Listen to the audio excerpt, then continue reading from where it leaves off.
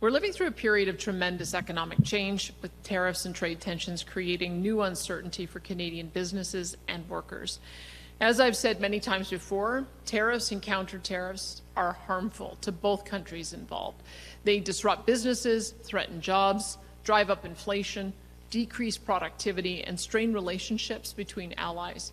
What is happening between Canada and the United States right now is tragic, unjustified, and wholly unnecessary to what has been one of the largest and most successful trading relationships in world history. But this difficult moment has also created an opportunity to take action and become a stronger nation.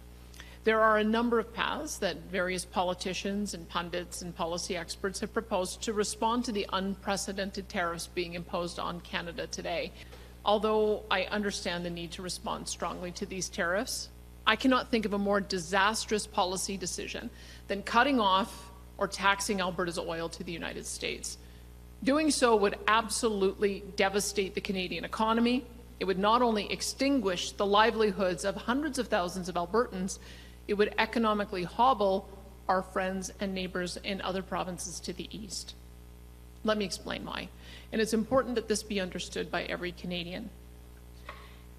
If Canada were to put, let's say, a 50% export tariff on the 4 million barrels of oil that we export daily to the United States, the United States would immediately respond with a 50 to 100% export tariff on oil and natural gas that they export to Ontario, along with millions of barrels of diesel fuel and gasoline that Ontario and Quebec import from the Midwest.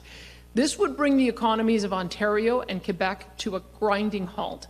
Meanwhile, all those refineries in the United States that currently use Alberta's heavy oil would start looking to Venezuela for replacement heavy oil and reverse the pipelines northward to get it to Midwest refineries. As a result, we would lose the United States as a customer entirely and likely forever. This would result in the loss of about 500,000 jobs at a minimum, mostly in Alberta, but also hundreds of thousands of jobs in Ontario and Quebec. And if we cut off our oil entirely, what then? The same results, but even worse. The United States would, of course, respond and cut off all gasoline and diesel from their refineries to Ontario and Quebec, right as we turn into fall and winter. And unlike Canada, the United States has strategic oil reserves that Canada does not. So although their gasoline prices will increase, they will be able to keep them at relatively manageable prices, just as they have done through the Iran war. And without strategic oil reserves, Canada has no way to supply Ontario and Quebec with the oil, natural gas, and fuels that they would need in a timely fashion. The Toronto Stock Exchange would nosedive, along with millions of Canadians' investments, particularly our seniors, and small and medium and large energy companies across Canada would shutter and lay off their employees, unable to find a market for their product. There is a better way forward. We need to be wise, patient, careful, and deliberate to overcome the economic attacks our country is facing. So rather than making threats and promises we know we cannot keep, Canada should focus on what we can control and do. And we can do a lot. First, we must take care of the people and businesses that are being hurt by these tariffs for as long as it takes. And I'm pleased that the federal government has announced a package of relief measures yesterday that will do just that.